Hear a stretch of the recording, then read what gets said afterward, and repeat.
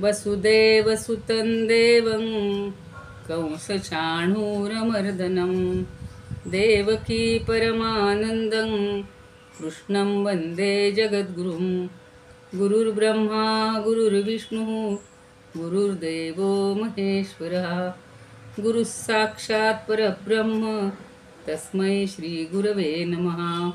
अलंकापुरी पुण्यभूमी पवित्र तिथे नांदतो ज्ञान राजा सुपात्र तया आठवीता महापुण्यराशी नमस्कार साष्टांग श्री ज्ञानेश्वराशी। ज्ञानेश्वर महाराज की जय, पंढरीनाथ भगवान की जय। आज आता भाद्रपदाची द्वितीय आहे, बुधवार आहे। सगळ्यांना शुभेच्छा। हरिनाम हरिपाठ आपला चाललेला आहे आणि 21वा श्लोक किंवा 21वा अभंग चाललाय। त्यात हरिनामाचं सगळं सार सांगितलेलं आहे। काय म्हणतात ज्ञानदेव?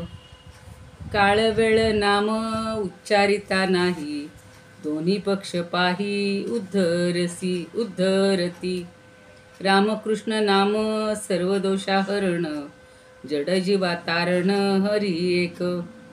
हरिनाम सार जिव्हा या नामाची, उपमा त्या दैवाची कोण वाणी। ज्ञानदेवी सांग झाला हरिपाठ, पूर्वजा वैकुंठ मार्ग सोपा। या हरिनामाचा फायदा कोणाकोणाला होतोय आपण रोज बघतोच आहोत की हरिनाम उच्चारण्यासाठी काही बंधन आहे का हो? आता काल परवा रामाच्या ह्याच्यात म्हणलं होतं की नाम घेता फुकाचे, म्हणजे रामाचं नाव अगदी फुकट आहे, स्वल्प आहे, छान साजिरं आहे, गोजिरं आहे। तसं हरिनाम उच्चारायला कुठला काळ लागत नाही, कुठला वेळ लागत नाही आणि दोन्ही पक्ष पाही उद्धरती। शिवाय जो उच्चार करतो आणि जो ऐकतो असे दोन्ही पक्ष, बरं का, आपल्या राजकारणातले पक्ष नाही घ्यायचे इथं। तर ऐकणारे आणि बोलणारे या दोघांनाही, हे दोघंही तरुण जातात। दोन्ही पक्ष पाही उद्धरती। पुढं काय म्हणतात? रामकृष्ण नाम सर्व दोषाहरण। आता सगळ्या दोषांचं हरण व्हायला किंवा सर्व दोष निघून जायला, नाश करण्यासाठी हे हरिनाम उपयोगाचं आहे किंवा रामकृष्ण हे नाम उपयोगाचं आहे। सगळ्या संतांनी राम आणि कृष्ण हे दोन्ही एकरूप मानलेले आहेत, त्यामुळे त्यांच्या इथं भेद नाही आहे की राम श्रेष्ठ कृष्ण श्रेष्ठ, नाही। राम आणि कृष्ण सारखेच आहेत, दोघंही। रामकृष्ण हे नावच सगळे दोष हरण करणारे आहेत। आणि जड जीवा तारण हरी। जड म्हणजे अज्ञानी, जड नाही शब्द उच्चार करायचा, जड म्हणजे ज्याला ज्ञान नाही असा अज्ञानी। कशाचं ज्ञान नाही? आत्मज्ञान नाही। नाहीतर अगदी डिग्र्या घेतलेल्यांना सुद्धा इथं ज्ञानदेव आपल्याला जड का म्हणतात की मोठ्या मोठ्या पदव्या घेतलेले सुद्धा हरिनाम घेत नाहीत, त्याला आत्मज्ञान होत नाही, म्हणून ते जडच आहेत। तर जड जीवा तारण हरी एक। मग असे जे अध्यात्माचे अज्ञानी आहेत त्यांना तरुण जाण्यासाठी किंवा त्या जीवांना तरुण जाण्यासाठी हरिनाम हा एकमेव उपाय आहे। मग तेच काय आहे? हरिनाम कशाने घेतो? जिव्हेनं। म्हणून 3ऱ्या चरणात म्हणतात हरिनाम सार जिव्हा या नामाची, उपमा त्या दैवाची कोण वाणी। तर हरिनाम हेच जिभेचं सार्थक आहे। म्हणजे आपण म्हणतो ना, जन्माला यावं आणि काहीतरी चांगलं करावं, तसं जन्माला यावं आणि जिभेनं नामस्मरण करावं। तर हरिनाम हेच जिभेचं सार्थक आहे। फक्त आपण खातो पितो, छान छान पदार्थ हे करतो, बोलतो, जिभेने काही बोलायला आपल्याला जिभेमुळे आनंद होतो, तर जिभेचं सार्थक त्याच्यामध्ये नाही आहे, त्या खाण्यापिण्यामध्ये नाही आहे, बोलण्यामध्ये नाही आहे। फक्त हरिनाम घेणं हे जिभेचं खरं सार्थक आहे। आणि ज्याच्या जिभेला हरिनामाची गोडी लागली त्यांनी पुढं म्हणलेलं आहे हरिनाम सार जिव्हा या नामाची, उपमा त्या दैवाची कोण वाणी। मग त्या दैवाची म्हणजे त्याच्या दैवाची, जो हरिनाम घेतो त्याच्या दैवाची किंवा त्याच्या भाग्याची भाग्याला कोणाची उपमा देणार? त्याचं भाग्य सर्वश्रेष्ठ भाग्य आहे. तो त्याच्यासारखाच तो भाग्यवान, कारण तो हरीचं नाम घेतो. श्री ज्ञानेश्वर आणि पुढं ज्ञानदेवी सांग, स्वतःला ते ज्ञानदेवी म्हणजे ज्ञानदेवाकडून असा तो आहे बरं का. नाही तर तुम्हाला वाटेल देवी का म्हणतायत ते सारखं. तर ज्ञानदेवांनी काय सांगितलेलं आहे? सांग झाला हरिपाठ. ज्ञानेश्वर महाराज म्हणतात की हा हरिपाठ झाला म्हणजे हरिपाठ म्हटला की काय होतं, म्हणजे हरी नाम घेतल्यामुळं काय होतं? पूर्वजा वैकुंठ मार्ग सोपा. जे पूर्वज आहेत आपले, आधीचे होऊन गेलेले जे सगळे पूर्वज आहेत, आजोबा असतील, पणजोबा असतील, खापर पणजोबा असतील, त्यांच्या आधीचे असतील, किंवा आजी पणजी वगैरे सगळे, तर त्यांना वैकुंठ मार्ग सोपा, त्यांना वैकुंठाचा मार्ग सोपा झाला. चुकून त्यांच्या प्रायश्चित्तामुळं किंवा त्यांच्या पापामुळं नरक यातना भोगायला लागले असतील, तर त्याच्यातून आता ते तरुण जातील आणि त्यांना वैकुंठाचा मार्ग कशामुळं? तर ह्या नातवंडांनी परतवंडांनी म्हणजे आपण जर हरिनाम घेतलं तर त्यांचा मार्ग सोपा झाला. पूर्वी म्हणलेलं आहे, किती त्याची कुळं कितीतरी उद्धरली जातात, असंख्य पूर्वीची 7 जन्माचं पातक हारतं किंवा अशा अनेक जन्मांचं पातक हारतं. म्हणून सगळ्यात हरिनाम हे सोपं आहे. आणि भगवत प्राप्तीची किंवा चित्तशुद्धीची अनेक साधनं काल पाहिली आपण, योग याग क्रिया व्रत नेमधर्म, अनेक साधनं सांगितलेली आहेत. पण त्यांच्या आचरणाकरता योग्य वेळ, योग्य देश, योग्य काळ, योग्य अवस्था, परिस्थिती या सगळ्याची आवश्यकता आहे. आता सांगा, जो अगदी लीन दीन झालेला आहे, म्हणजे तरुण पोरं तर म्हणूच शकतात, लहान मुलांना तर काही प्रश्नच नाही आहे, फक्त त्यांना उच्चारणाचा शब्द आहे की र म्हणता येत नसेल तर ते ल म्हणतील, पण बोलू शकतात. पण जे आजारी आहेत, जे थकलेले आहेत, ते झोपून राहतील. त्यांना काही अडचण येणार आहे का? डोळे मिटून पडायला आणि म्हणायला काहीच अडचण नाही.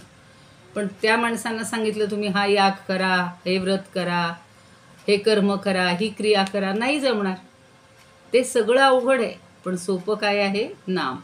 म्हणून त्यांनी सांगितले की योग्य काळ, योग्य देश, योग्य अवस्था म्हणजे वयाची किंवा परिस्थिती, श्रीमंत गरीब, अगदी काही नसणारे, दारिद्र्य रेषेखाली असणारे, या सगळ्यांना नाव घ्यायला काहीच पैसा पडत नाही, कशाचीच गरज नाही. किंवा ब्रह्मचारी आश्रमात नाही घेता येणार, गृहस्थाश्रमातच घेता येईल, वानप्रस्थात जमल का, असले प्रश्नच नाही. सगळ्या अवस्थांमध्ये, सगळ्या काळामध्ये, सगळ्या ऋतूंमध्ये, सगळ्या महिन्यांमध्ये, सगळ्या तिथींदिवशी कुठलीही तिथी कुठलाही दिवस हा नाम घेण्यासाठी वर्ज्य नाही. म्हणजे संध्यावंदन वगैरे जे करतात त्याला एक नेहमीचा वेळ ठरलेला असते की सूर्योदय, सूर्यास्त आणि मध्यान्ह. पण याला काही असा काळ कुठला ठरवलेला नाही किंवा कुठलंही बंधन नाही. किंवा काही जे मंत्र असतात त्या मंत्रांच्या सिद्धीसाठी चंद्रग्रहणाच्या किंवा सूर्यग्रहणाच्या काळाची गरज असते. किंवा काही नैमित्तिक कर्म, म्हणजे ते आता बघा गणपती आला की आपण किंवा हरताळका, गणपती, गौरी ही नैमित्तिक कर्म आहेत सगळी. एखादं म्हणाल आम्हाला त्या दिवशी नाही जाणार, आम्ही 4 दिवस, नाही, त्यावेळेलाच ते करावं लागतं. किंवा श्राद्ध पक्ष हे सुद्धा त्या तिथीलाच करावं लागतं, ज्या दिवशी मनुष्य गेला असेल ते. किंवा चांद्रायणादी व्रतं आहेत, तर ती सगळी व्रतं किंवा प्रायश्चित्त कर्म ही ठराविक वेळेलाच करावी लागतात.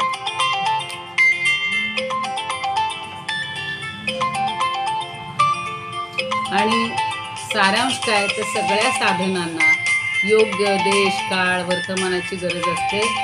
पण ज्यांना हा देश काळ काही साधता येत नाही त्यांना सोपं आहे की त्यांनी आपलं नाम घेणं.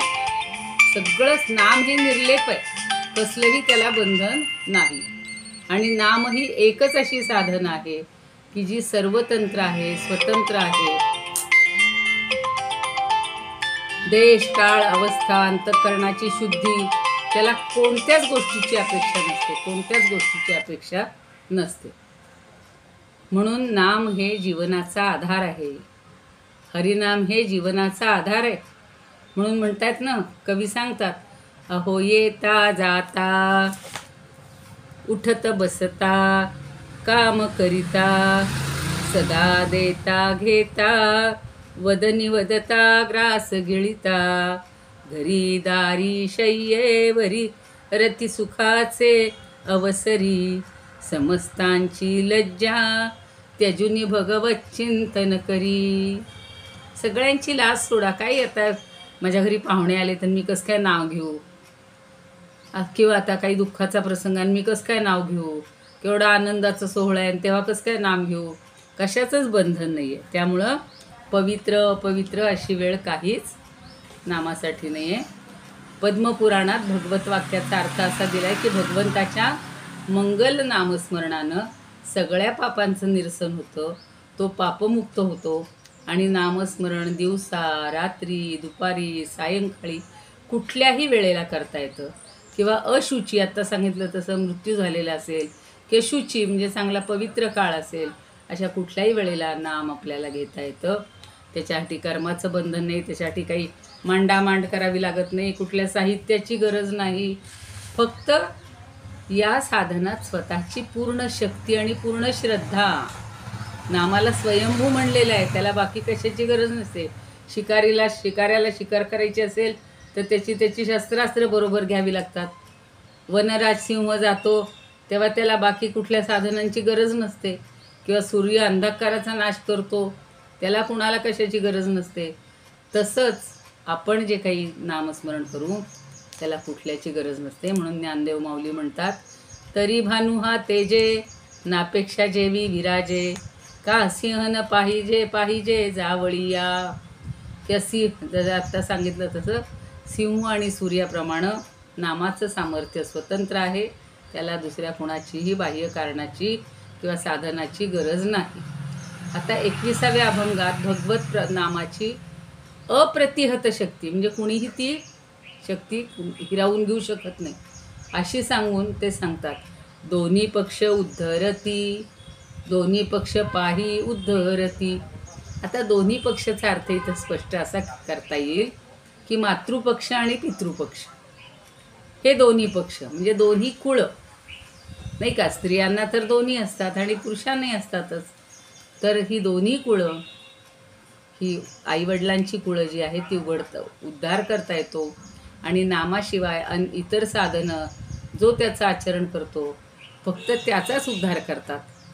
एखादं मी तप केलं किंवा एखादं व्रत केलं तर त्याचा फक्त मला फायदा होणार, पण नामसंकीर्तनाचा अगाध महिमा आहे, त्याची अगाध शक्ती आहे आणि त्याच्यामुळं दोन्ही पक्ष उद्धरली जातात.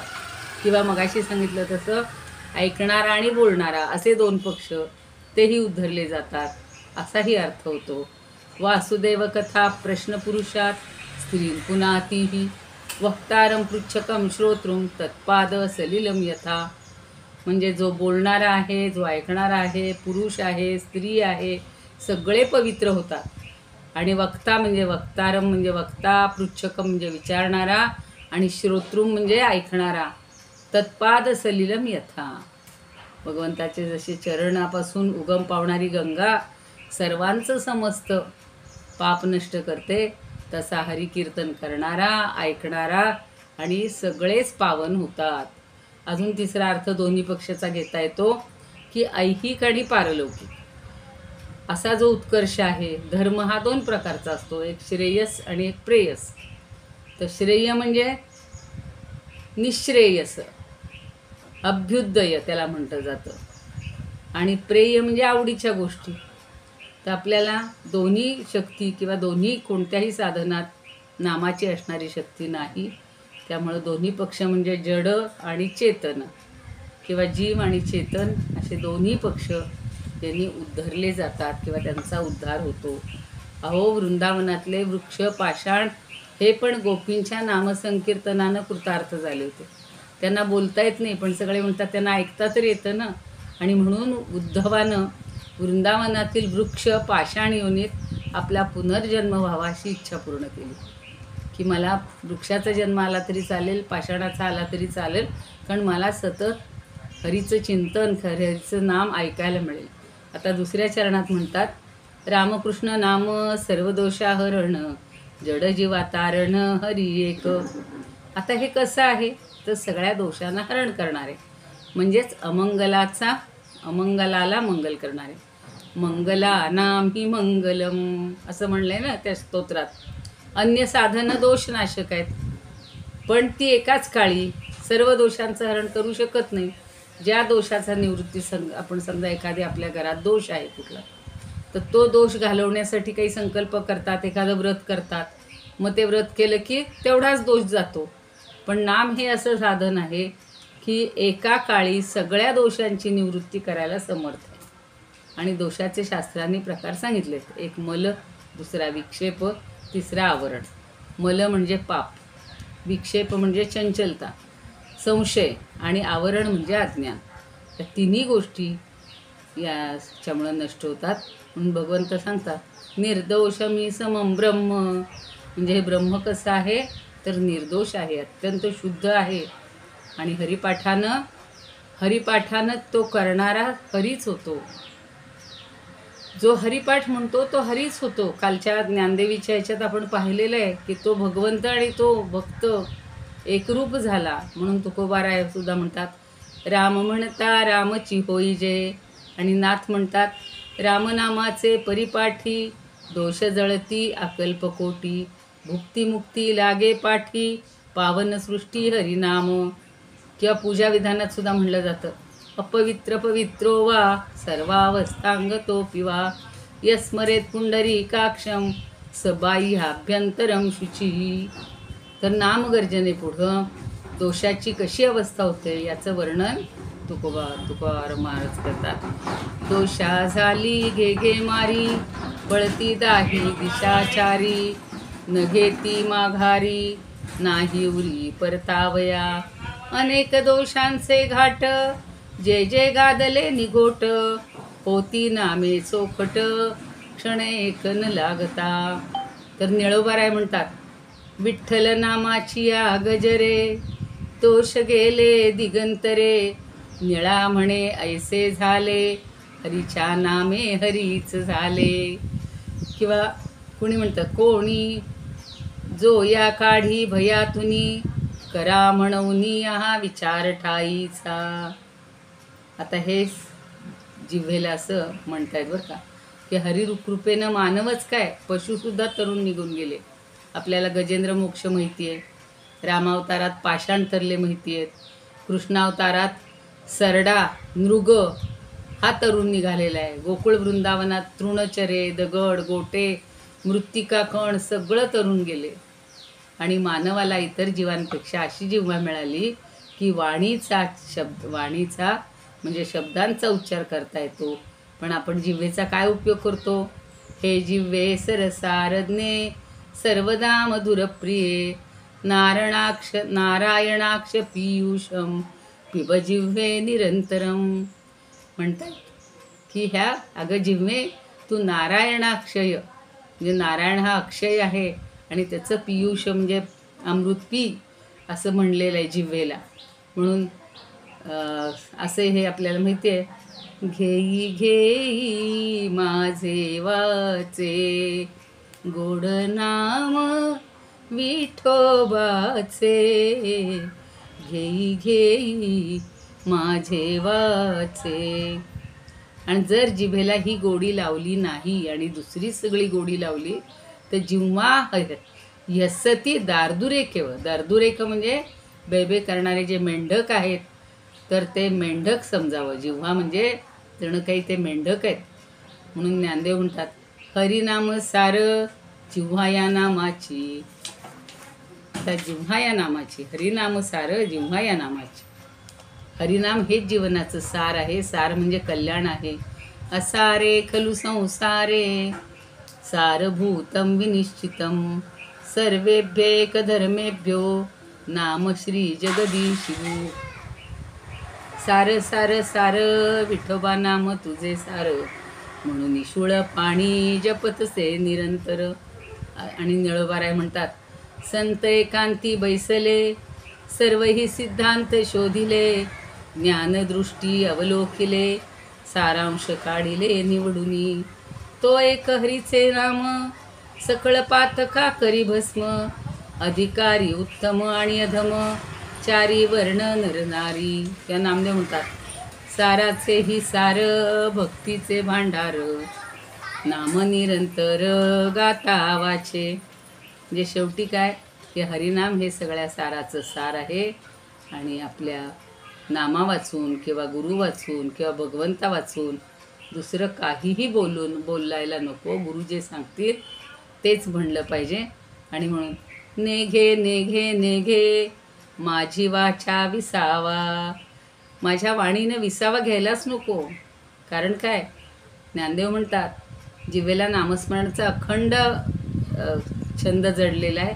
आणि उपमा त्या दैवाची कोण वाणी. म्हणजे त्याला दुसरे त्याच्यासारखा भाग्यवंत तोच आहे. त्याच्यासारखं भाग्य दुसऱ्या कुणालाच प्राप्त झालं नाही. आता आपल्याला व्यावहारिक सगळं मिळतं, हो, पैसा अडका घरदार सगळं मिळतं, मान मरातब, पण या कशालाही हरिनामाची उपमा देता येत नाही. तुझं कशाची उपमा असं म्हणताय. दैव जैसे कवतिके काहीच दैन्य न देखे. नामस्मरणाचा महिमा असा आहे की त्याचं त्याच्या दैवाचं कौतुक काहीच कुणाला त्याच्यात दैन्य दिसतच नाही. म्हणून नित्यवदन निळवरायांचे खूप हे आहेत चांगले अभंग. नित्यवदनी हरीचे नाम, अंतरी प्रेम विसावले, त्याच्या भाग्या नाही सीमा, पुरुषोत्तमा प्रिय झाले. किंवा निवृत्तीनाथे म्हणतात, अखंड जपता नाम वाचे, त्याहुनी दैवाचे कोण भूमी, नाममंत्र राशी अनन्य पुण्यतासी, नाही पै भाग्यासी पार त्याच्या. त्या ज्ञानदेव अजून एका अभंगात म्हणतात, एवढा महिमा नामाचा, काय मंत्र जपशील वाचा, जो विठ्ठल म्हणे तो दैवाचा, ऐसे ब्रह्मा बोले पूर्वी. म्हणजे तो भाग्यवान आहे. दैवाचा म्हणजे दैववान आहे किंवा सुदैवी आहे. म्हणून सतत आपण ज्ञानदेवा सांग झाला हरिपाठ, पूर्वजा वैकुंठ मार्ग सोपा. शेवटच्या शरणात आपल्या पूर्वजांचंही मार्ग सोपा झालेला आहे, वैकुंठाचा मार्ग. कारण जनहरिपाठ हा सफळ झाला, संपूर्ण झाला. जशा कहाण्या असतात ना, 60 उत्तरांची कहाणी, 5 उत्तरी सुफळ संपूर्ण, तसं पूर्वजांना सुद्धा हा वैकुंठ मार्ग सोपा करून देणारा असा हा हरिपाठ आहे किंवा असं हे हरिनाम आहे. आणि नाममय अधिक गुरुमय होणं यालाच हरिपाठ होणं असं म्हणतात. नाम हरिपाठ होणं, तर नाममय व्हायचं आणि गुरुमय व्हायचं. आणि म्हणून वैकुंठा जावया तपाचे सायास. वैकुंठालाच जायला खरं तपाचे सायास पडतात, पण जो हे करतो, नाम म्हणतो, नाम घेतो, त्याला नृसिंहांनी प्रल्हादाला उपदेश करताना म्हटलेलं होतं, त्रि सप्तभिः पिता पुतः पितृभिः सहते अनघ, यत् साधोस्य गृहे जातो भवान वै कुलपावनः. अरे निष्पाप प्रल्हादा, तुझा पिता आपल्या मागील 21 पूर्वजांसह पवित्र झाला. कारण त्याच्या हातून मरण आलं ना, कारण त्याच्या घरी कुळ पवित्र करणारा तू निर्माण झालायस. प्रल्हाद जन्माला आल्यामुळं 21 कुळांचा उद्धार झाला त्याच्या पित्याच्या. आणि भावार्थ रामायणात एकनाथ महाराज म्हणतात, नाम घेता घेता कृतार्थ होती माता पिता, त्याचे नि पूर्वजा होय सुखरूपता, उद्धरती समस्ता समागमे. आणि ज्ञानदेव अजून एका अभंगात म्हणतात, जो नामस्मरण करी तो चितरे भवसागरी, पितरा सहित निर्धारी, वैकुंठपुरी भावले. किंवा नाथ म्हणतात, एका जनार्दनी जपता मंत्र ओठी, पूर्वजा वैकुंठी पाय वाट. आणि ज्ञानदेव पुढा म्हणून म्हणतात, हरी म्हणजे आपण त्यांचं एक पालुपद घेतोय, हरिमुखे म्हणा हरिमुखे म्हणा, पुण्याची गणना कोण करी, असोनी संसारी जिवे वेगू करी, वेदशास्त्र उच्चारी बाह्या सदा.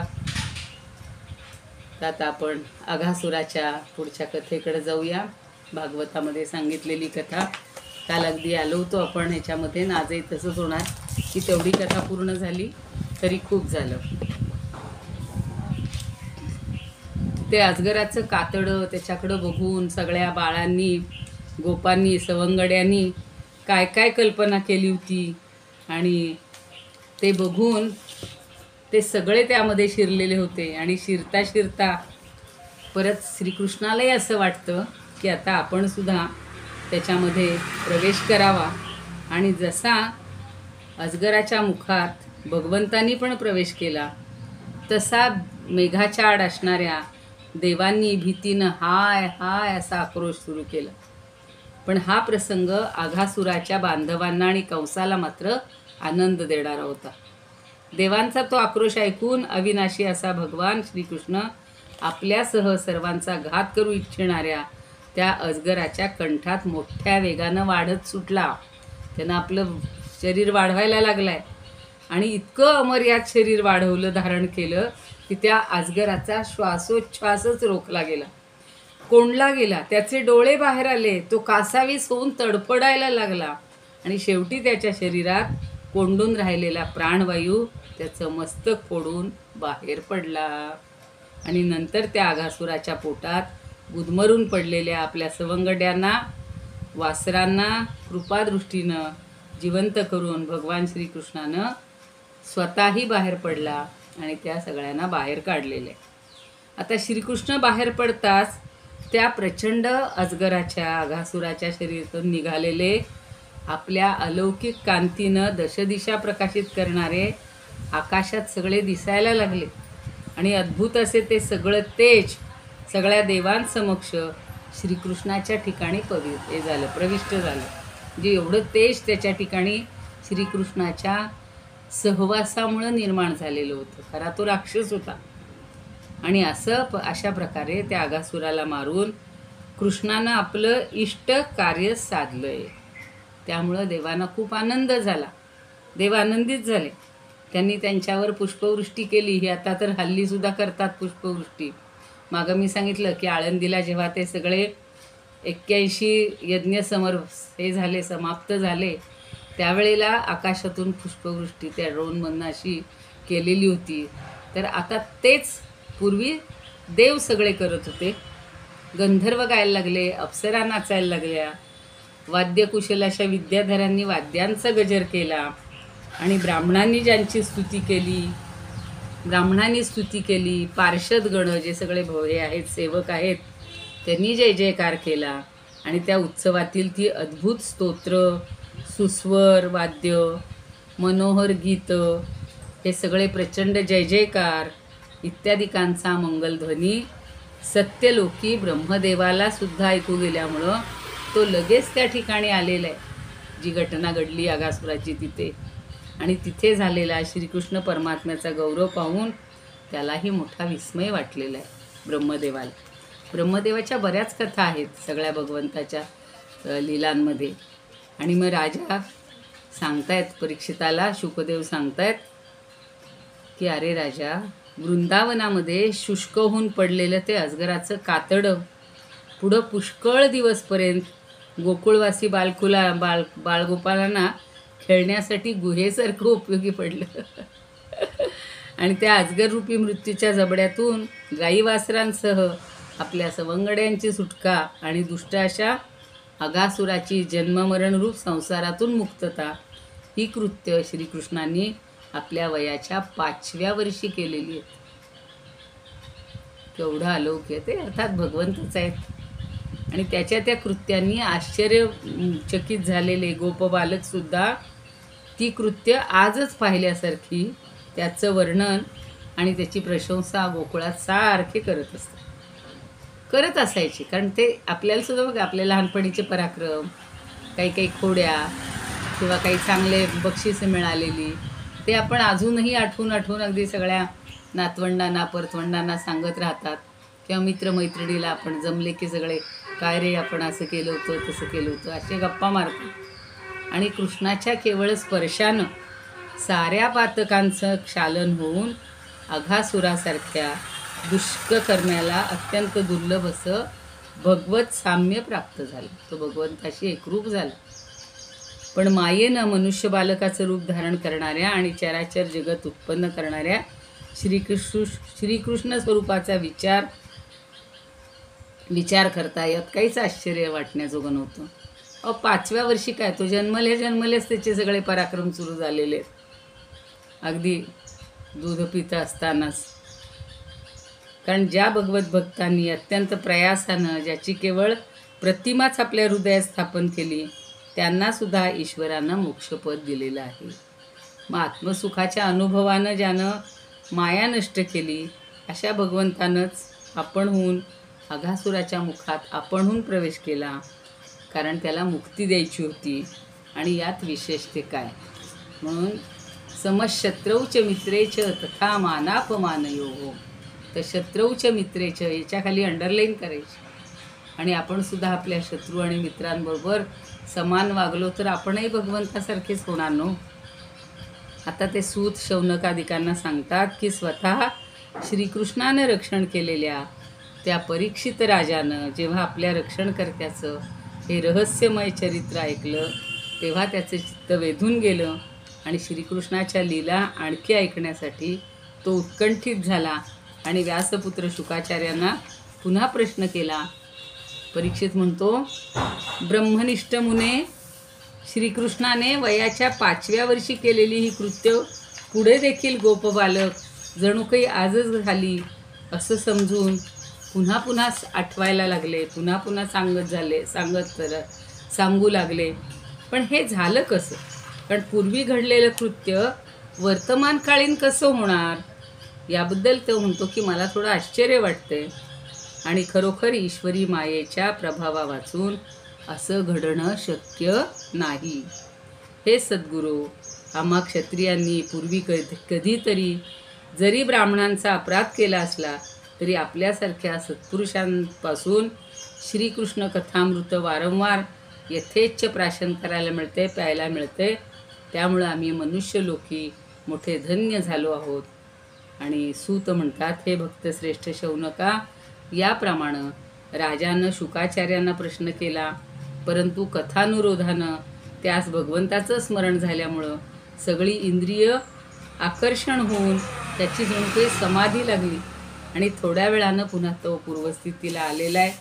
समाधी उतरल्यावर हळूहळू राजानं विचारलेल्या प्रश्नांची उत्तरं त्या सूतांनी दिलेली आहेत. वयम धन्यतमालोके गुरोपी क्षत्रबंधवः यत्पिबामो मुहुस्तत्व त्वत्त पुण्यम कृष्णकथामृतम. तो त्या गुरूंना म्हणतोय की मी नाममात्र क्षत्रिय आहे, पण आमचं भाग्य एवढं मोठं आहे की आम्ही आपल्याकडून परमपवित्र असं श्रीकृष्ण लीलामृताचं वारंवार पान करत असतो. आणि त्यामुळं सगळे स्वतःला धन्य समजतात. कारण भगवंताच्या इतक्या लहान वयामध्ये इतक्या सगळ्या चांगल्या गोष्टी घडलेल्या आहेत. त्यामुळं त्या ऐकण्याचं भाग्य आपल्याला आजही आहे. एवढी 7,000 5,000 जे काही वर्षाचाच हिशोब करून उपयोग नाही, पण आजही ती नित्य नूतन कथा आहे, आजही आनंदित करणारी आहे आणि आपल्याला आवडणारी आहे असं म्हटलेलं आहे. आणि त्यामुळं इत्थं स्म पृष्ठस्य सतुबाधरायणीस तत्स्मारितानंत ऋताखिलेंद्रियः कृच्छ्रात् पुनर्लब्ध बहिर्दृशी शनै प्रत्याहतं भागवतोत्तमोत्तमः. म्हणजे भगवंताच्या भक्तांमधल्या श्रेष्ठ असं शौनकाला विशेषण लावले. आणि परीक्षितांना असा जेव्हा विचारला प्रश्न, तेव्हा शुकांना भगवंताची ती लीला आठवली. त्यामुळे त्यांची सगळी इंद्रिय आणि अंतःकरण भगवंताच्या लीलेनं त्यांच्याकडं खेचलं गेलं. आणि थोड्या वेळानं हळूहळू तो भानावर आलेला आहे आणि परीक्षिताला पुढची कथा सांगू लागलाय. आता पुढचा एक खूप सुंदर असा प्रसंग आहे, पण तो आपण उद्या सुरू करूया. ब्रह्मदेवाचा मोह आणि त्याचा निरास. योगेशं सच्चिदानंदं वासुदेवं व्रजप्रियं धर्मसंस्थापकं वीरं कृष्णं वन्दे जगद्गुरुं. कृष्णाय वासुदेवाय हरये परमात्मने प्रणतः क्लेशनाशाय गोविंदाय नमो नमः. ओम पूर्णमदः पूर्णमिदं पूर्णात् पूर्णमुदच्यते पूर्णस्य पूर्णमादाय पूर्णमेवावशिष्यते. ओम शांती शांती शांती.